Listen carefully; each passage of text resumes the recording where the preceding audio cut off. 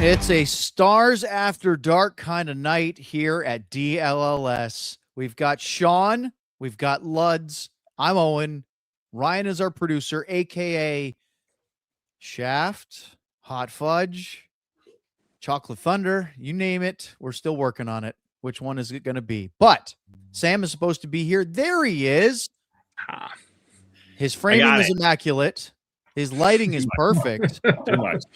Too much. He just looks buttoned up, doesn't he, fellas? He's well lit. He's well lit. He's got the lighting going and everything. He's good. We just turn down the sun here, boys. Some overhead lighting, Sam, to make it even more flattering. All right, so we're here. Sam Nessler joins us as well. Big game tonight, Stars and the Sharks. And usually in the last few years, playing the San Jose Sharks is sort of they're terrible, so let's not play down to the opposition and try to get a W. And the Stars, for the most part, have been very good, although they did have a couple of crazy ones a couple of years ago where I think the 7-6 overtime win when they were down, 6-1 or 6-2 and rallied. Last year was a little less crazy. They did have one shootout win.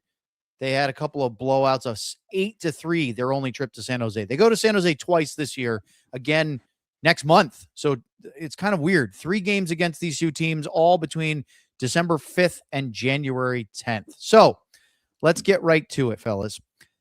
We'll start with Luds because we like to make sure we don't lose his attention early in the show because then it's all downhill from there. Luds. Jake Oettinger's birthday is today. He turns 27. Usually I ask Sean the goalie questions, but he's trying to get his 15th win of the year, which would put him back in tie for first place in the NHL in that category. He won 6 in a row, and then he lost his last 2 at Minnesota and then home against the Florida Panthers. How are you feeling about Jake Oettinger as he celebrates his birthday tonight? Oh, these guys don't even know how to celebrate their birthdays. they actually do it like 12-year-olds do. They blow out their candles, have a little piece of cake and some ice cream. The whole celebrating thing, I think the biggest celebration for Jake will be to just put a W, another W in his column. And again, we've talked about this now with Casey and everything else that's going on between these two because they're both playing so well. I think they have to look at each other almost and go, you know what? He had a great game again. I got to have a great game. He had a great game again. I got to have a good game.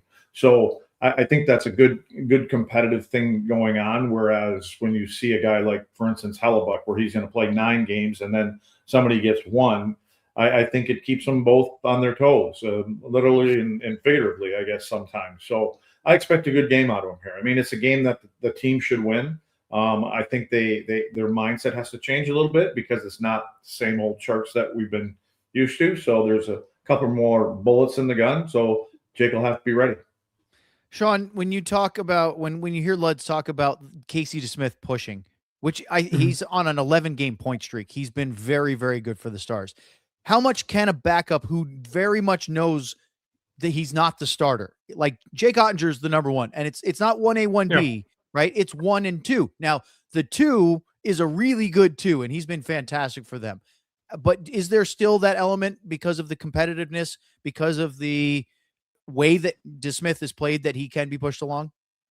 Well, yeah. I mean, I think, and Luds is probably, I know I'm not trying to throw everything to Luds on this, but as a pro athlete, right? Like no matter what, like Luds knew in his career that he was never going to outscore some other guys on his team, but that didn't mean that he wasn't motivated to, when he put the puck in the net, he didn't feel a little bit extra something about it, right, Luds? So, I mean, I was embarrassed.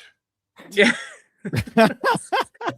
But, so Casey the Stars are one of, in the 32 teams in the NHL, like if you were to go through right now and say, no matter what, no questions asked, but of the 32 teams in the NHL, if they were to start a playoff series tomorrow, right? The Stars are probably one of 7 or 8 teams where you know for sure who the number 1 goalie is. Maybe 10 that's my point. Depending. Yeah. Like, so it's not like there's a playoff start Casey DeSmith can steal.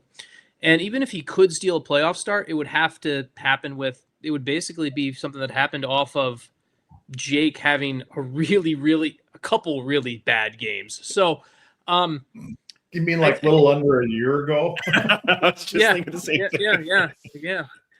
Different coach then, Lutz. Different coach. Maybe then. a really bad 5 minutes, Sean. Yes.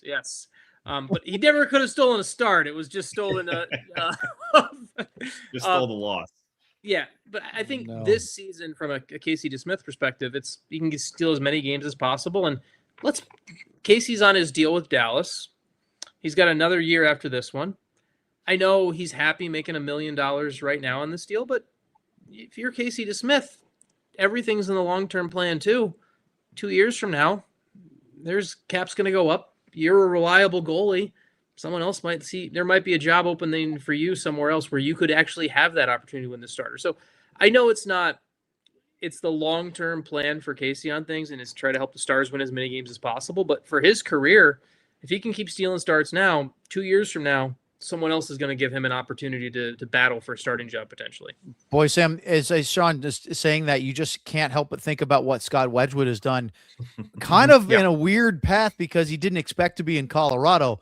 But since going to Nashville and then being traded to the Avalanche, it's worked out very well for Wedgie. Yeah, I mean, if we've learned one thing about the NHL over the years, is goaltending is the weirdest part of it, right? It's not only is it the most important position, but it's so unpredictable. You have guys who go on a long playoff run and look incredible. You have guys like Jordan Binnington who look like the best goalie in the NHL when he plays on the international level with the Four Nations, and then he struggles, and people are saying he might not even make Team Canada. So it's so up and down. That it's just unpredictable. And as Sean said, Casey DeSmith, he's not just in the conversation of best backups. I think he's second in save percentage of all goalies that have 10 starts this season. So I know he's less starts, but he's been better than Jake in terms of numbers, playing harder games. I think you said 11 game point streak or whatever it is that he's on. Yep. 8-0-3. Yeah, he's on an incredible run. And the other side of it, Sean, I wrote about this today, and I know you and I have talked a lot about it. Jake's right now on pace to start about 51, 52 games. That's a good point. I think Sean and I both agree it should be even lower. But with everything going on, when you look at Jake's performance, when he plays a lot of games in the playoffs, he gets tired. Looking at everything with the fact that he's not only going to go to the Olympics, but is probably going to play at least a couple games, if not a bunch of games for Team USA, get him close to 50, if not below that. And it's not like, the big point here is you're not just finding a way to get games off your starter. You're playing a goalie who is as capable or more capable of stealing a game than your starter. So use it all you can and have your guy fresh. Give him every 2 out of 3 games, but get Casey in there and keep rolling, because right now the key thing that we've talked about and Leds has talked about, they trust Casey. They don't play differently in front of Casey because they trust him. That's a really hot thing to be running on right now. Sean, what's the ideal number coming down the stretch? Like how do you, like, for Jake? And how do you space? You mean like post Olympic break? We're getting close to 40, half the season being gone behind us. But yeah, I mean, if there's 10 games to go in the season, how do you? And we are where we are. You're going to finish number 1, 2, or 3. Yeah. Now we'll see. Like, in my ideal world, Jake plays closer to 50 games, regular season games for the Stars. I think he's going to be above that number, just how it's going to play out. So, so if he plays 50 games for the Stars, we assume he's going to get at least 1 game at the Olympics, maybe more, depending on how it goes. If you get that stretch of, assuming that you're not going to get it to exactly 50, it's going to be above 50. Last 10 games you talked about, Leds, if you can get into a little bit of a timeshare there of Jake playing maybe 6 out of 4, maybe even a 5-5 split in those last 10 games, I think that sets you up well. And I do want to, like, on this note too, like, I saw a chat popped up there that Ryan threw up there from someone who said, hey, Florida played 2 goalies in the playoffs a couple years ago. Why can't we? I think I want to be clear on something.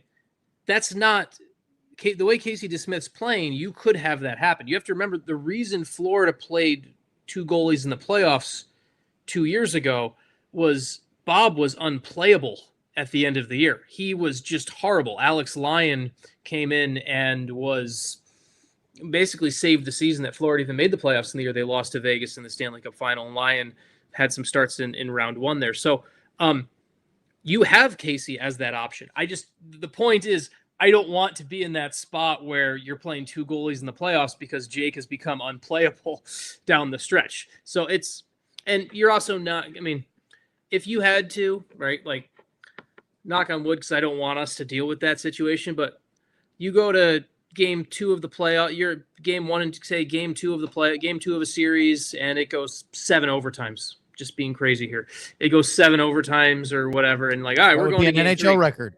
Yes. So fine.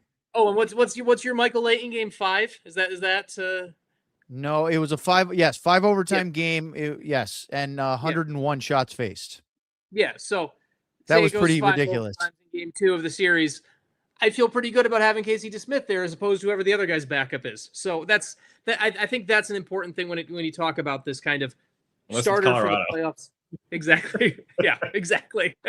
So, all right, Luds, I wanted to ask you something because you gave me a homework assignment and I dutifully followed it through with it. It took a couple extra days because of some travel and changes to practice schedules and stuff. But we did finally yesterday. I got a chance to ask Gully a question that you wanted me to bring up. And it was about if bottom 6 forwards on the Stars are trying to emulate the top 6 players by making too many fancy plays rather than being simple shooting, crashing the net, etc. So I asked Gully that, got the answer, sent you the audio, and I'll let you talk about what you thought of his answer. Well, I'm glad he agreed with it. You know, because immediately. Yeah, I mean, he didn't. Were you there also, Sam? No. Oh, I guess the reason is that I think that when you watch some other teams play, let's just use Edmonton because I just saw, was that Ryan that sent something across about Jari just got hurt or something like that? Yeah, I saw that. That was one of the chats. Yeah. Okay, so I'll just use Edmonton for instance. Like you don't see the bottom 6 in Edmonton start trying to play like Connor McDavid and Leon Draisaitl and guys like that. And I think they understand their roles and they all fit well within those roles. And they do what they do, and it's how you create momentum and everything else that goes along with it. I just think sometimes, and I think it's hard for players not to try to be a little bit more creative because everybody else is doing it. And so, but you have to be mentally strong and know what you do because that's the component that makes you tough to play against in the playoffs. And I think because I can remember guys like Dave Reed and Pat Verbeek and Guy Carbonneau and when you had Madonna and Nieuwendyk and Langenbrunner doing all the things they did office, they didn't go out there and try to score goals. They just went out and did their job, got it done, understood it, and then it all just kind of falls in place. And so that's where I kind of felt this team was going is everybody was trying to pass the puck into the net. And we see certain guys that we give a hard time to at times. But again, it is one thing to get scoring chances because you have to put yourself in a good spot to get chances. But you still have to know what your role is. And the other guys know what their role is. And sometimes I would prefer to ask some of the superstars to play a little bit more like the third and fourth liners at times, and again, to get a little bit more involved and things like that. So that's where I was going with that. And Glad Gully kind of saw it. On that point, Luds, you talk about superstars playing a little bit harder and everything like that. So I talked with Jim on Tuesday night. He was up here in Detroit scouting the Islanders Wings game. And so I talked to him on Tuesday night, and we were talking about Mikko Rantanen and everything like that. And obviously that no one's happy about the fact that Darcy Kemper got hurt in that LA game. No. Night. But Jim points out the fact of there's not a lot of superstar players that are willing to even go to that area just to kind of go to that area. And he talked about how from a Mikko perspective, when you have a superstar player who's willing to both embrace the contact, embrace getting a guy on his back like Mikko does, it's something that he wants to see trickle down to the rest of this team. And it was interesting to hear that from Jim, while at the same time having seen the text messages of knowing you giving Owen homework over the past couple of days as well. So, well, but you know what though, your superstars are generally the voices in the room, right? I mean, I know it's Jamie, but it's Tyler Seguin, Mikko, Harley, Heiskanen, and there's times when those guys have to be able to call out the team and say, we got to dig in a little bit. We got to play a little bit harder. We can't be skating by people. We got to finish things. And if you're not doing it yourself, I shouldn't say because we don't expect them to do as much, but when you are doing it, like Rantanen is, there's a guy that can stand up and say, listen, if we're not going to get involved tonight, we're going to let them get easy ice around here. We're not going to win this hockey game. So that's what I like about what you're talking about with a guy like Rantanen. And Luds, it wasn't very long ago where Jamie Benn was literally the only guy we would look for on the Stars roster to either get guys going or stand up for them. And we saw Jamie drop the gloves the other night for the first time, which was a really good sign just for his own personal health. But that game against LA the other night on Monday was pretty testy fairly early in that game. And there was a camera shot at one point, and I want to say it was the third period, where things had gotten kind of nasty and the Stars had the lead.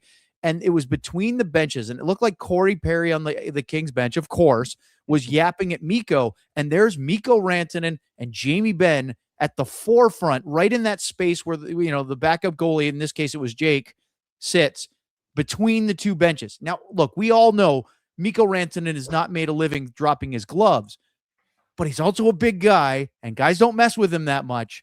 And when you see that, and then you got Sam's best buddy, Ritzkovian, just causing all kinds of trouble, and Blackwell was getting into people and stuff, it just feels like there's a little bit of a different shift or a vibe change around this team. Am I crazy for noticing that? No, what you're noticing is when, as an opponent, you're not just out there playing against Jamie Benn and Ritzkovian or against Mikko and Wyatt and Hintz. You're playing against all 20. Yeah. That's what you're playing against. I mean, it's and again, a long time ago, Bogdani, we weren't playing very well as a group. But every single faceoff, Gainey wanted us to, when there was a faceoff, he wanted to see 5 guys at that faceoff. He goes, I don't care if you're at the faceoff circle or if you're 2 lines away. I just want them to look over there and see groups of 5 all night long. And so, and the bottom line is when we play, they're going to be groups of 5 all over the ice. And when they're at the end of the whistle, there's going to be 5 guys there. It's not going to be this where there's 1 or 2 guys over here and 3 guys are sliding out to the far blue line. I hated that my entire life when they tell you, oh, don't come in here because we don't want to have the face-off come outside the zone. Fuck, right. Forget that. Like, he caught himself. I cut it short. After dark. Yeah. So anyways, you know where I was going with that. I do. Yeah, and I get that.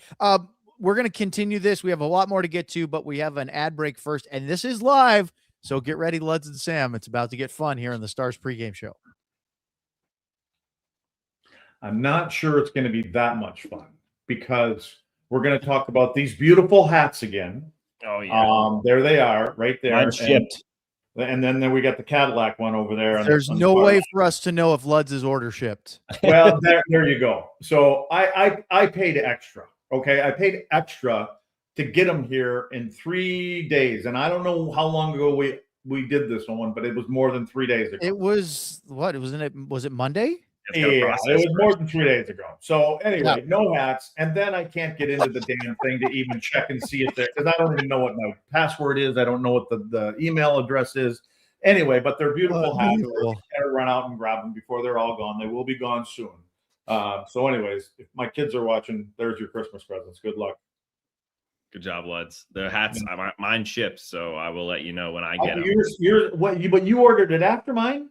No, I ordered it before yours. I ordered it like a few days before you did. So we'll see if yours gets out there. But they look beautiful. Can't wait. Did you pay extra? No. Come on, Luds. I own 1 tie. Let's talk about joining the Supporters Club because I'm looking down the right side here. It's even more obvious when we're on the StreamYard here because I can see the chat and I can actually read it, which I normally can't. But I'm seeing plenty of people. I believe someone gifted a Supporters Club earlier in the show. Supporters Club is awesome. It's where you get the exclusive emojis and exclusive badges for Harry.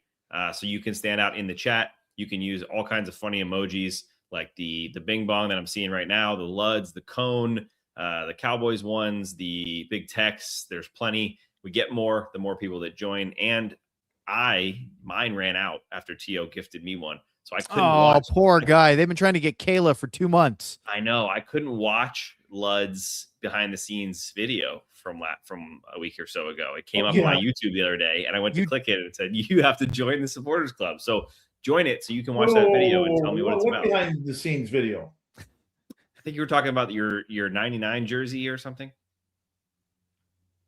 Yeah, I don't know. See, you confused him already. All right, let's get back to it because this could take the rest of the show to get him to remember what he did with Ryan consensually, I might add.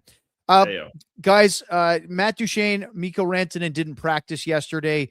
Glenn Gulletson said one of them was maintenance, one was an illness, and I believe he said he was throwing up. He said, I'll let you decide which one was which. Sam, did you have a theory? Because we kind of talked about it in the media scrum that we had of because you had done an interview with Matt Duchene about what he might be doing with a couple days ahead of this trip to San Jose.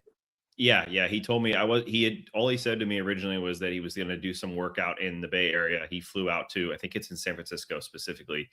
He flew out there during his rehab and worked with a specialist that helps a lot with the symptoms that he had, the vestibular stuff. So I knew he was going back there. I just wasn't sure whether it was, day of the game or after, or what it was. They play tomorrow in Anaheim. So I knew it had to be tight window. I think he went out there. I'm not positive if it was Tuesday or if it was yesterday morning, but that is why he missed practice. He was out there doing some stuff with his specialist. So he was the maintenance day. And I believe Rantanen was the one that's barfing. But I don't know. These guys seem to all get sick and all seems to run through them in 24 hours. So they fully expected him to play tonight. Yeah. Sam wants to know what their secret is. I'm barfing for a week. I don't know how they do it. I mean, if we're making, if also, I would put it this way for Sam. If we give Sam the salary of some of these NHL, if you give Sam Mikko Rantanen's salary, I think he's going to play through the barfing. So, I'll find a way. Probably. Yes. All right. Quick thing for Luds on Wyatt Johnson. Then let's talk about the Sharks. Luds, he scored an empty net goal against the LA Kings. It snapped, for most people, a modest 7-game goal drought. For Wyatt, that felt like not much was going on in those previous 7 games. And it was his first goal since he had the hat trick on the 30th of November against Ottawa. But sometimes an empty net goal can get a guy going. Is that what you're hoping to see from Wyatt tonight? Yeah, I hope so. I think for Wyatt, the goals, obviously, they're coming. And a lot of talk about, what has he got, 12 power play goals? Is that what he's 12, league leading. Yep. Yeah. And so it's been a while for a regular 5-on-5 goal. I just think that, to me, there's a different hunger when he's on the power play shooting the puck right now than there is 5-on-5. And I don't, maybe I'm making too much of that. I know he wants to score and everything else, but and again, I think when you've got, you got 4 guys on the power play that you're playing with that can all put the puck, drop a dime anywhere they want, you're more dialed in. I want Wyatt to get back to scoring some 5-on-5 goals, because I'm concerned that, because there's some guys that are, again, I'm looking down the road here in February. There's some spots that may have opened up, whether he was in there or not on that Canadian Olympic team. But I think he can't be a one-trick pony, because there's a lot of guys on that Olympic team that can play on the power play, and so he's got to be able to contribute someplace else. Luds, are you calling it? You called a 5-on-5 goal last time, and he did technically score it. It was even strength. It just came back. Are you calling it tonight? Well, I think I called it on the original night too when I first called it, but it was an offsides call. I don't know that. So I'm pretty. That was against Robo. I'm not calling it tonight. I'm calling it tomorrow night. All right. Let's talk about the Sharks for a minute, guys, because this is not the one you expect from the last couple of years. They've taken a step. Now, I don't think anybody thinks they're going to be in contention to win a Stanley Cup, but entering the day today, they were in the second wild card spot in the Western Conference standings. They have won 3 in a row, 4 of their last 5. And since the start of November, they are tied for 6th most points in the league. Obviously, the top 3 are Colorado, Dallas, and Minnesota, but they're in the top 10 since the beginning of November. They kind of had a really poor start, and they've gotten it going. And one guy, let's go to Sean because he knows him very well. So do I. John Klingberg, 3-game goal streak, 5-game point streak, 5 goals during that span, has moved him all the way up to 5th in the league in defenseman goals. Now, Jacob Chikrin just scored 2 more. He's on a different plane, but how about John Klingberg starting to find his old offensive form? Yeah, and John got you and I spoke to him quite a bit actually in the spring when he was down in Dallas for the Western Conference Final with Edmonton. And he has, I know that playoff run gave him that opportunity with Edmonton, kind of gave him a little bit of new life for his career. Not that he thought his career was over or anything like that, but I know he told me, he was very open about it. He was definitely he still thought he had more to give. He had more to kind of grow and everything like that to kind of prove he was never going to be the same old John Klingberg, but he could definitely get to a lot of those elements. And I know he kind of took that chip on his shoulder into this season with the Sharks. And it's, as you said, Owen, it's maybe the perfect place to do it, right? It's a spot where there's not really a win-loss expectation. Right now, all wins are kind of gravy there. And there's there's also a bit of an entertainment standpoint to this sport. Let's be honest. At the end of the day, people who are watching this show, or you're watching this because you're a hockey fan, you want to be entertained. If you're the San Jose Sharks, John Klingberg typically can bring entertainment at both ends of the rink, for better or worse, on your team. And he's done. And I make that jab at him, but to be clear, he's actually been a little bit better defensively than he has been. And he's 33 now, I think is his age now. I think he's 33 years old. He's a guy who is kind of trying to prove that he can push his career into his late 30s, because the offensive defensemen, they're the ones that, with how the league and the age goes now, right? Like, I go through and I look at a guy like Eric Gustafsson, who was running the power play for the Blackhawks 2 years ago and now can't get out of the AHL because in Axel Sandin Pellikka, they bring up the 20-year-old kid who can move the puck. If you're the offensive defenseman in your early to mid-30s, you've got to either be clicking at the same rate or be able to do all of it, because the young defensemen now come into the league with all of these skills right away, that you are no longer a rarity. You have to continue to evolve your game. And I think that's how John kind of knew that about his career, where if he was going to extend his career beyond 33, 34, this is what he had to do this season. So, yeah, San Jose has been interesting to me. Just real quick, that when we looked at when we had Sheng Peng, and I don't know if we had a second guest, I can't remember, during that 32 and 32 or 31 and 31, whatever, we talked about how they have more pieces than they normally have, right? We know that, but that in order for them to be close to a playoff spot or even a better team, they needed each of those to produce. And Sean just talked about it. Owen talked about it. Klingberg's been great. Orlov has like 15 assists. Will Smith's been great. Celebrini's on a new level, potentially trying to make a Team Canada run. They have guys that are doing it on each side, and they're producing at a higher level than they maybe were expected to. Toffoli's scoring goals. Everything's going right, and that's what they need. They're not a deep team enough to overcome, a guy having a slow start. They need everything to be working. Sean, what I've been disappointed with, though, is looking at the team stats. Carey Price just hasn't been pulling his weight for that team. Neither is Ryan Ellis and Logan Couture. Yeah.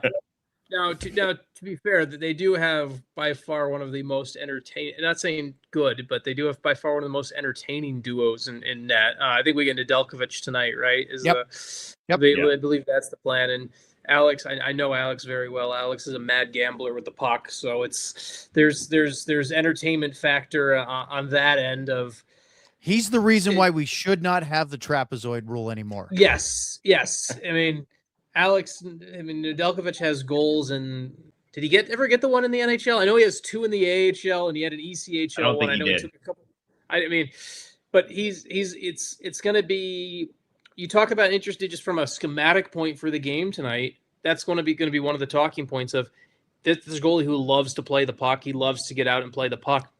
We've talked about the forecheck before. We've talked about making life difficult. This is going to be one of those games where, from a Stars perspective, your puck placement on your dump ins, your puck placements on your forecheck routes, you need to be smart about those, because San Jose has both a goalie who likes to push it, and we just talked about a guy we know really well in John Klingberg, who they're going to take if they see the gap, if they see the opening in the gap to take the risk and jump on you, they can get on the rush for you. So it's something to watch tonight. All right, we have a super chat, and then I want to show you guys the San Jose lines real quick and get your opinions on that. But first, the super chat. Ryan, if you have it ready, fire it right off here. We have, it's one of Ludz's favorite avatars, Finger Blaster 911, with a Oscar Beck and a very nice. Not sure what you guys make individually, but you are all underpaid. You do a fantastic job every Fargan game. Who can I speak to? This is bullshit. Thank you. I mean, that's a great super chat, right? If we'll give you GM Ben's email. Yeah. I think I love GM Ben, but I think it goes above that. I think it goes right to our founder and CEO of All City. So, all right. Yeah. Right. We'll send it over. Get him on the line. Get him on the line. All right. Let's show the shark. Thank you very much. Very kind words, Mr. Finger Blaster. Let's go to the Sharks. Mr. was his father. That's right. Luds, as you look through this, obviously Celebrini is the big notice there. Will Smith is out. He was seen in an arm sling the other day. He might not be as serious as they thought initially, but who are you watching for tonight in this Sharks lineup? Well, it's no one in that bottom six right now. I would have to say it's Celebrini for me. I am a fan of Tyler Toffoli. I don't know what he's got, 10, 12 goals or something like that. I think it's nice. I've always enjoyed the way the guy plays the game. But I will be watching. Celebrini can be a highlight reel himself. You know what I'm hoping for, honestly? Like this team here, they're the worst. They're at the bottom of the totem pole when it comes to 5-on-5 shots. Okay, well, Dallas is 27. So what I'm hoping for, I'm hoping that both of these teams can get at least to 25 shots tonight. And I'm talking about maybe 10, 12 in the first period. We've seen some Dallas games here lately where we're hanging on like the third shot before the end of the first period. So I'm hoping that they open it up a little bit tonight. All right, quick look at the defense for the Sharks. Obviously, John Klingberg's the big one. They are missing a couple of guys, and they are still kicking around on what they're going to do with Sam Dickinson, the youngster that's been in their lineup. Obviously threw me off because every time I see the last name Dickinson, all I think of is former Stars forward Jason Dickinson. But Klingberg he's gone from third line or third pairing to first pairing with the way he's been playing.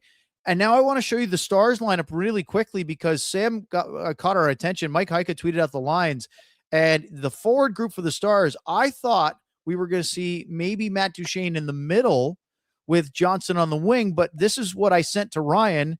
And this is what it is. Duchene on the left, but I have a feeling, guys, that he's going to be playing in the middle a lot because that's just his game. Yeah, the big one, and goalies talked about it. They know that he's better in that spot. I think this is one of those games, and then probably honestly not even this game only, that we're going to see a lot of mixing. He's going to play probably with a couple different lines. He'll probably play in the middle a little bit. We'll probably see the Quebec line go back together a little bit here and there. So Golitzin has warned us. These are their lines on paper. They change very quickly as the game goes on. Luds, I don't hate Sam Steele in the middle of that third line. Wait, Sam, lines can change? Lines can change? Sean, they don't go. They don't go 60 minutes with the same. Crazy. Yeah, I was blown away too. Sean, I need 3 minutes on lines right now. Go. No, I'm kidding. Hey, Ryan, can you go back to their defenseman for a second? San Jose's team. Is that the name of a galaxy or a planet? What is that down there on that bottom pairing? Which one? The right side or the left side? I'm not going to say it. The both of them. Is that one word or a word and a half? Or do you want to attempt this, Sam? No, because I don't know it. I know his name's Shakir. That's the best part, is trying to guess it when you don't know. I don't. You go. Well, I know it already. It's Muka Madulin. Muka McDougal. Oh, so it was close to what I was going to say. His name's You Shakir, didn't say it, though. You don't get credit for that. Was he a Devils pick? Didn't he go over in the Timo Meier deal? I feel like that's what I could actually be. That could be possible. Yeah, he was in that. He was the one. He was that 2020 in that 2020 draft. I think it was. Oh, the COVID one. Yep. Yeah, he was early, probably I think early mid-20s pick for New Jersey, and one that was. I think he might have been drafted as an overager too by them. I always get him in Chernyshov with Columbus confused on that. But yeah, he was a Devils. Nope. Oh, Chernyshov with Columbus. One last question. Yeah. I knew that would get us right to the end of the show in game time. What do you got? That was it. Oh, I did. We're there. Oh, we are. No. We are there. We're way over. Fellas, great stuff. And we had a great super chat as well. So, post-game show with all four of us, very late. If you need caffeine, if you need a little nap, a little bump, well, whatever Lud suggests, be ready because we will be. It'll be late tonight. It's going to be fun, and I guarantee you, at some point, Sean and I are going to irritate each other in the best way possible. It's probably when I'm going to ask you about lines in the post-game show. I can't wait. Let's do it. All right, for Sean, for Luds, for Sam, and for our producer Ryan, give me a nickname, Vaughters. I'm Owen. Thanks for joining us. We'll see you post-game here on DLLS. I believe that they are going to crush these guys tonight. We all silly like the mayor.